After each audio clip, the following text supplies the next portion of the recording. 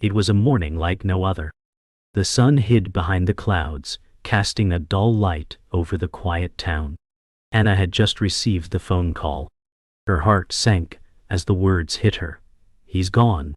The coldness of the statement echoed in her ears. No amount of preparation could have prepared her for this. She fell to her knees, feeling the world close in. How could this be real? Her father, the one constant in her life, was suddenly gone. The grief felt like a heavy, suffocating weight pressing on her chest. In that moment, nothing mattered. The world outside seemed to continue as usual, indifferent to her pain. She felt lost, abandoned, unsure of where to turn. The streets outside were still empty, much like the hollow space left in her heart. She reached for the phone again, hoping it was a mistake, but no. The reality was clear now, even as the shock refused to fade. This was real. This was her darkest hour. Days passed, and yet the shock remained. Anna could barely find the strength to leave her room, let alone face the world outside. Her father's absence was a void, a deep cavern where joy once lived. Each day felt like walking through a thick fog where time moved slowly, taunting her. She had to plan the funeral, make calls, organize everything, but it all felt like a blur. People spoke to her, but their words barely registered. Everything seemed distant, muffled. Her house felt like a tomb now, silent and cold. In the mornings she could still hear the faint sound of her father's voice in her mind, but it faded with each passing day. She couldn't stop thinking about all the things they had left unsaid. Was there something she could have done? Something she missed? But the question always led her to the same dead end. There was nothing. She was alone, and the pain was overwhelming. Anna's world had become an endless cycle of moments she couldn't escape. The days merged into one another, indistinguishable from the last. Her body moved on autopilot, carrying out tasks without emotion or connection. But it wasn't just the mundane actions. It was the silence that consumed her. The house, once filled with her father's laughter and warmth, was now hollow. She wandered through the rooms, touching his things, feeling the coldness of his absence. His chair at the dining table remained untouched. The television still flickered, but it was just noise. She couldn't bring herself to turn it off. At night, the darkness felt heavier, as if it pressed down on her chest. In the quiet, she would sometimes hear echoes of his voice, but each time, the words were just out of reach, like a dream fading before she could fully wake. The grief felt endless, and there seemed to be no escape from it. Not even her memories brought comfort anymore, only pain. One evening, as she walked through the hallway, Anna stopped in front of her father's study. The door was slightly ajar, and the soft light from inside illuminated the edges of his old leather chair. Without thinking, she pushed the door open. The familiar scent of old books and leather filled the room. She hadn't been in here since his passing. The desk was still cluttered with papers, a coffee mug, half empty and cold. Her heart ached as she realized how much of him was left behind in these small forgotten things. She sat down in his chair, running her fingers across the worn surface of his desk. It felt like a piece of him was still here, in this room. Her hands trembled as she picked up a notebook, opening it to a random page. His handwriting filled the paper, neat, precise, with little notes and thoughts written down. She could hear his voice in her mind, as though he were speaking to her, reminding her that she wasn't truly alone. For a fleeting moment, she could almost feel his presence beside her. But it was gone just as quickly as it came, and she was left alone in the silence once more. As the days passed, Anna found herself slowly beginning to make the necessary arrangements. The funeral was looming, a painful reminder that her father was truly gone. She dreaded every moment, every phone call. The words felt foreign on her lips, the cold formality of it all unsettling. She hadn't yet processed what had happened, and yet the world insisted on moving forward. It was as if no one else could feel the depth of her grief. Friends and family had come to offer their condolences, but their words felt hollow, and their presence only amplified her loneliness. No one knew how to reach her. No one understood the magnitude of her loss. She began to withdraw further into herself, retreating from conversations, from the world outside. The emptiness inside her grew as she continued to struggle with the reality of it all. Her father's death was not just the loss of a loved one, but the loss of her sense of self. Who was she now without him? What was left for her to hold on to? The questions felt endless, and she had no answers. Her mind spiraled, unable to grasp any sense of meaning. The grief was all-consuming, and Anna was drowning in it. The days blurred into one another, and Anna's grief was no longer just a feeling. It was a heavy cloak she wore every moment. She had stopped trying to hold on to the pieces of herself. Her days were now filled with emptiness and silence. But one evening, something changed. A strange sensation crept through her. An energy, an unfamiliar presence. It began with a flicker in the corner of her eye, a whisper on the wind.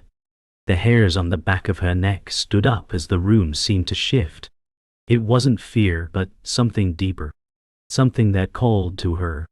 She dismissed it at first, thinking it was her mind playing tricks on her. But when the sensation came again, stronger this time, she couldn't ignore it. She stood still, her heart racing, uncertain whether this was a sign of comfort or a warning. Something beyond her understanding was trying to reach her. Was it her father's spirit? Or something else? The question lingered in her mind as the room seemed to hold its breath. The presence didn't stop. Over the next few days it grew stronger, always subtle, but undeniable. Anna could no longer dismiss it. At night, as she lay in bed, the room felt charged with an unseen energy. Her thoughts swirled in chaos, and then she heard it, a faint whisper, almost unintelligible, but it came from everywhere and nowhere at once. It wasn't a voice she recognized, yet it felt familiar, like a memory she couldn't place. She sat up, the covers tangling around her legs, listening intently. The room seemed colder now, the shadows creeping across the walls. She stood and walked to the window, looking out into the darkened streets. Everything was still, but the whisper remained, soft and persistent. Was it a divine sign? Or was her grief manifesting in ways she couldn't understand? Despite the fear that knotted her stomach, she felt drawn to it, as if it was calling her to something she had yet to comprehend. The whispers continued. They became more distinct, though still indecipherable. Anna could no longer pretend they were nothing. Desperation crept in as she tried to make sense of it. Could this be a sign from her father? But something in her gut told her it wasn't. It was something else entirely. Something older, wiser, more powerful than her grief. She tried to talk to the silence. "What do you want from me?" she whispered into the dark room, her voice trembling. The air grew thick, and for the first time she felt truly afraid. She wasn't sure if she was ready to confront whatever this was, but it seemed like it would not let her be until she did. Her body was tense, her breath shallow, as if waiting for an answer she feared yet longed for. The silence that followed was deafening, but then, slowly, her hands began to move. They moved on their own, guided by a force she didn't understand. She fell to her knees, overwhelmed by the force she couldn't comprehend. The whispers became louder, clearer, but the message was still indistinct. As if on instinct, she reached for a small notebook that had belonged to her father. It was worn, the edges frayed, the pages yellowing with age. She opened it to a random page, the handwriting still sharp and neat. Her eyes scanned the words, but they didn't seem to make sense at first. Then, in a moment of clarity, the words aligned with the whispers in her mind. The message was becoming clearer, and Anna understood. It was not her father's voice. He was gone. But this was something else, something beyond her. The notebook seemed to guide her, the pages flipping by themselves as though urging her to follow. Her heart raced as she felt the pull, but it was no longer fear. This was something she needed to face. The journey was not yet over, and the answers were hidden in the most unexpected places. The presence that had been with her for days now felt like a guiding force, leading her through the pages of the notebook, through the cryptic words her father had left behind. The room around her was still, but the energy was electric. Every page she turned seemed to reveal more details about her father's life she hadn't known, his own spiritual struggles, the things he never shared. The connection between them deepened, and Anna began to see the path ahead more clearly. It wasn't just about grief anymore. It was about understanding, about finding a purpose in the chaos. She closed her eyes, holding the notebook to her chest, and for the first time since his death, she felt at peace. The presence was still there, but now it was comforting, not frightening. It had brought her to this point, and it would help her see this through. Anna knew she wasn't alone, that she never would be again.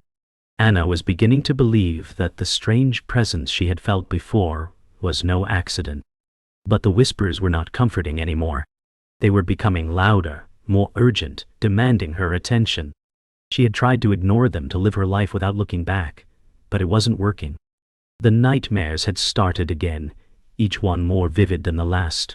In every dream, she found herself standing at a crossroads, unable to choose which path to take. Each direction was filled with dark shadows and promises of things she couldn't quite understand. In one dream, a shadowy figure stood before her, blocking her way.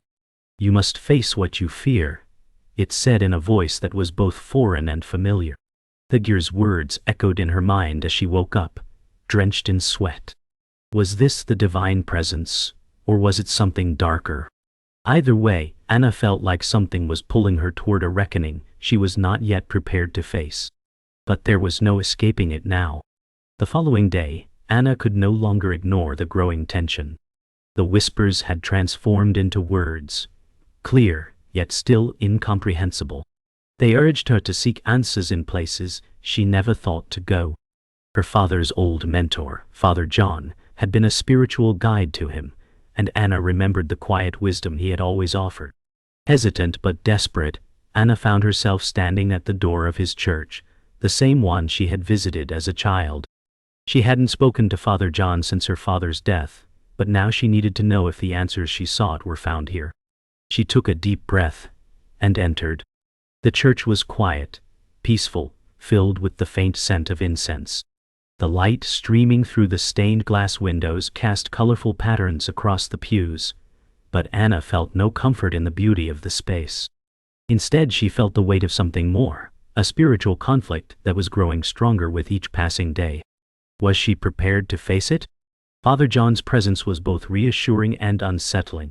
He had always been a man of few words, but there was an intensity in his eyes now that made Anna uneasy. "You've been called," he said simply, his voice deep and calm. His words struck Anna like a physical blow. She had always heard people speak of divine calling, but she never imagined she would experience it herself. "You must confront the past, Anna. Your journey is not just about grief, but about understanding. You cannot heal without facing what you've hidden inside," Father John continued, his gaze unwavering. His words left her feeling exposed, as though her entire being had been laid bare before him. She wanted to run, to flee from the weight of it, but she knew he was right. The time had come to face the darkness within. It wasn't just about the loss of her father anymore. It was about something much deeper, something tied to her own soul. And that scared her more than she was willing to admit. Anna spent the next few days lost in contemplation. Father John's words echoed in her mind, growing louder with each passing hour. The whispers had returned, but this time they weren't faint. They were clearer, more commanding. "You must forgive," they urged, but Anna didn't know who or what she was supposed to forgive. She couldn't help but feel that the message was tied to her past, something she had buried deep within herself. One evening she decided to confront it. She stood in front of the mirror, staring at her reflection, but instead of seeing her own face, she saw her father's. The moment shocked her. She could hear his voice in her mind, and his words were filled with regret. "I failed you, Anna." The words seemed to resonate from the depths of her heart. Was this the message she had been waiting for? Was the forgiveness she sought not for others, but for herself? The revelation hit Anna like a wave. Her father's regrets, the guilt that had consumed him, had somehow found their way into her heart. She had always believed that the pain of his death was her own, but now she understood that it wasn't just his death she had to mourn. It was the unresolved issues between them. The forgiveness she had been seeking was not something she could give to him, but something she had to give herself. She realized she had been holding on to his guilt, his unresolved sorrow, without even knowing it. It was time to let go. The healing could only begin when she faced the truth of her own feelings, not just the ones she had been carrying for him. She dropped to her knees, tears streaming down her face, as she whispered to the empty room, "I forgive you, and I forgive myself." Anna woke with a clarity she hadn't felt in months. The whispers had quieted, replaced by a strange calm. It wasn't peace exactly, more like readiness. She sensed that something decisive was coming. As she prepared for the day, she felt a pull toward the church once again, but this time there was no hesitation. The air outside was crisp, the sky painted in muted golds of early morning. The streets were nearly empty, save for a few commuters lost in their own worlds. Her steps were steady now, not weighed down by grief, but driven by purpose. Inside, Father John was waiting as if he'd known she would come.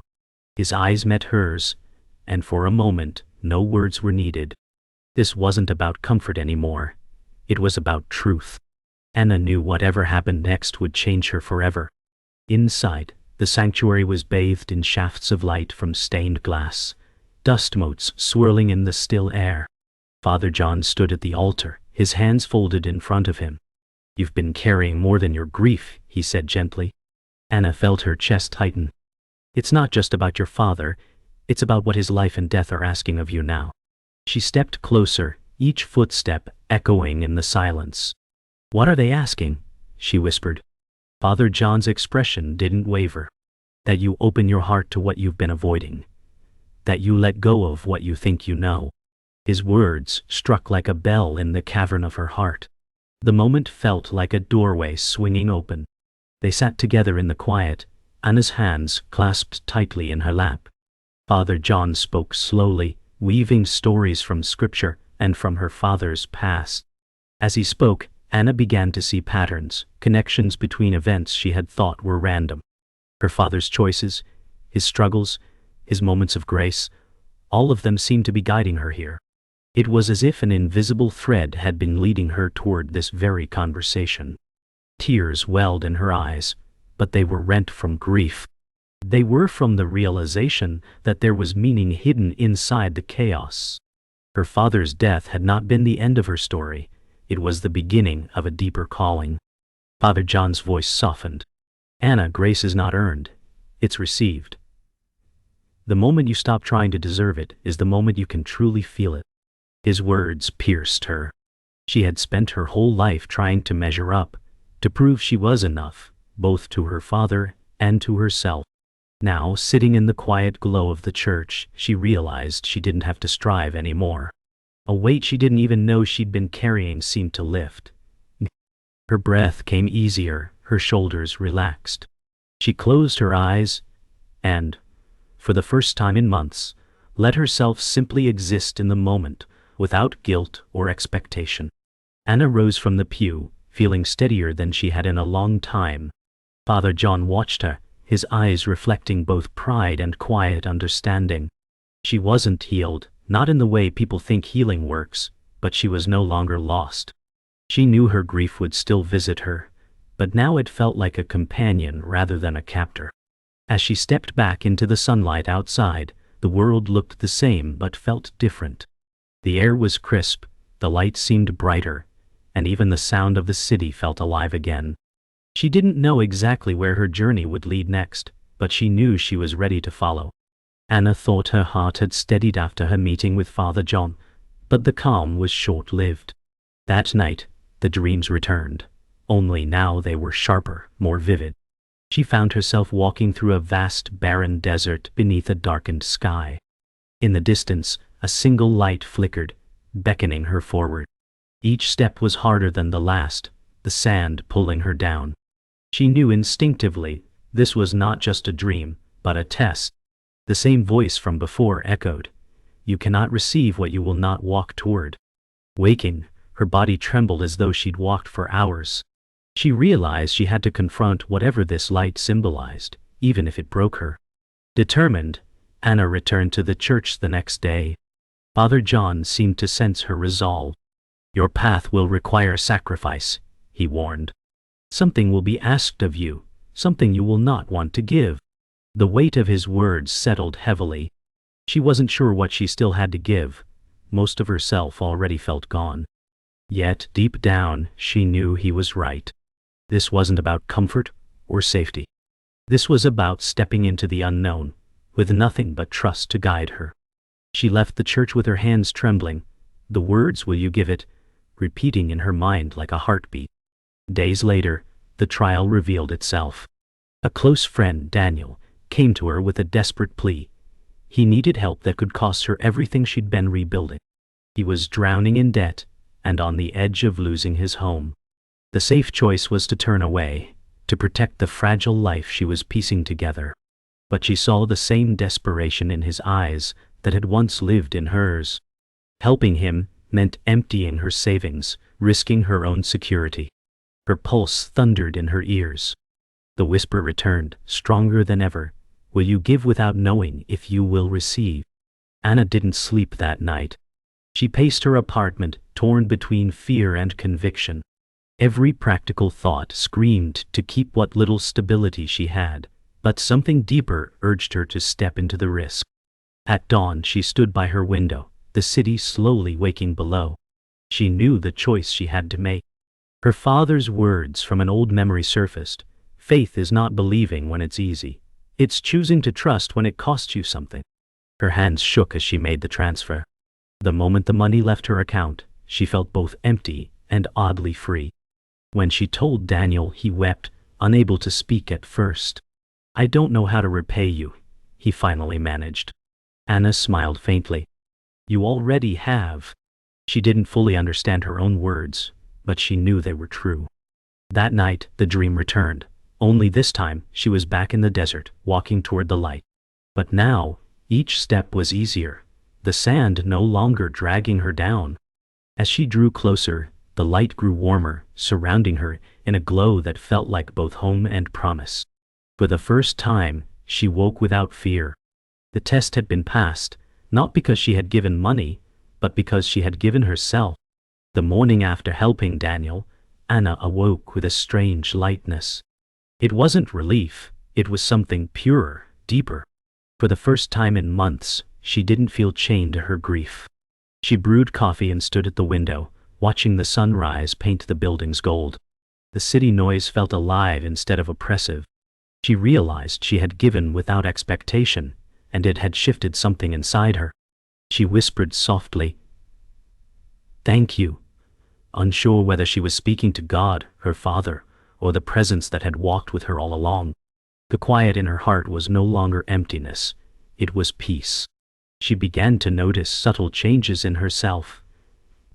Where she once avoided people, she now sought out conversation. She volunteered at the local shelter, offering food and kindness to strangers. The act of giving brought her a joy she hadn't felt in years. It was as if her father's spirit was walking beside her, smiling at every step. She could feel that her journey wasn't about replacing loss, but transforming it into something that could help others heal. Every time she looked into someone's grateful eyes, she understood a little more about why she had been led through her pain. Weeks later, Anna returned to her father's study. The scent of leather and old paper wrapped around her like a familiar embrace. She sat at his desk and opened the notebook again. This time, the words no longer felt cryptic. They felt like a conversation between them. She read each page slowly, letting the lessons sink in. For the first time, she didn't cry. Instead, she smiled at the man he had been, flaws and all, and silently thanked him for the love he gave, imperfect though it was. She realized forgiveness wasn't just a decision. It was a daily choice she would keep making. One evening, as she walked home, the sunset painted the sky in vibrant oranges and purples. She paused on the bridge, overlooking the river, the cool breeze brushing her face. For the first time, she felt whole, not because her pain was gone, but because she had learned to carry it differently. She whispered into the wind, "I'm okay now," and meant it. The river's gentle current mirrored her own heart, steady, flowing forward, no longer trapped in the past. She knew there would still be hard days, but she also knew she had the strength to face them. Back at home, she lit a candle on the windowsill and sat quietly in the dim light. She thought of all the moments she had survived, all the trials that had shaped her. The presence she had once feared now felt like a companion, gentle, guiding, unwavering. She didn't need all the answers, she only needed to keep walking forward. She closed her eyes, breathed deeply, and let gratitude fill her chest. Her story wasn't over. In fact, she felt it was just beginning, but now she was no longer afraid of where it would lead. The air was heavy, with the stillness before a storm. Hannah felt it the moment she stepped outside that morning, a spiritual weight pressing against her chest. The presence she had grown to know was suddenly stronger, almost overwhelming. As she walked, she sensed she was being led somewhere, though her feet moved without a clear destination. Turning a corner, she found herself standing before a small park where she and her father used to sit. The empty bench seemed to call to her. She knew instinctively that this was where she would face the last piece of her journey. She sat down on the bench, the cold wood grounding her in the moment. The wind picked up, rustling the leaves. Then, as if carried on the air, she heard his voice, clearer than it had ever been. "Anna, I'm sorry." The words pierced her like light breaking through clouds. Tears welled in her eyes, but she didn't look around. She knew it wasn't about seeing, it was about hearing, about understanding. "I forgive you," she whispered. And with that, a deep warmth spread through her chest. The world around her seemed to fade as the warmth grew. She felt as though she was no longer alone on that bench. Her father was beside her, not in body, but in spirit. A flood of memories filled her mind. His laughter, his quiet moments, his flaws, his love. For the first time she saw the whole of him, not just the parts that had hurt her. She realized that her journey had been leading her here, to this union of grief and grace. A sudden stillness settled over the park, as though the wind itself had stopped to listen. Anna closed her eyes and breathed deeply. She felt her father's presence begin to fade, but instead of sorrow, there was a quiet joy. She knew she would carry him with her, not as a wound, but as a part of her soul. She stood, looked at the bench one last time and whispered, "Thank you." The bench, the park, the morning, all of it seemed transformed, as though she had stepped into a different world. As she walked away, the city came alive with sound, birds calling, distant laughter, the steady hum of life continuing. She felt lighter, as though every step was a prayer. This was not the end of her journey, but the beginning of a new chapter. She now knew that finding God in her darkest hour hadn't been about escaping pain, but about allowing that pain to lead her into love, forgiveness, and purpose. Her father was gone, but the love remained, and it would guide her for the rest of her days.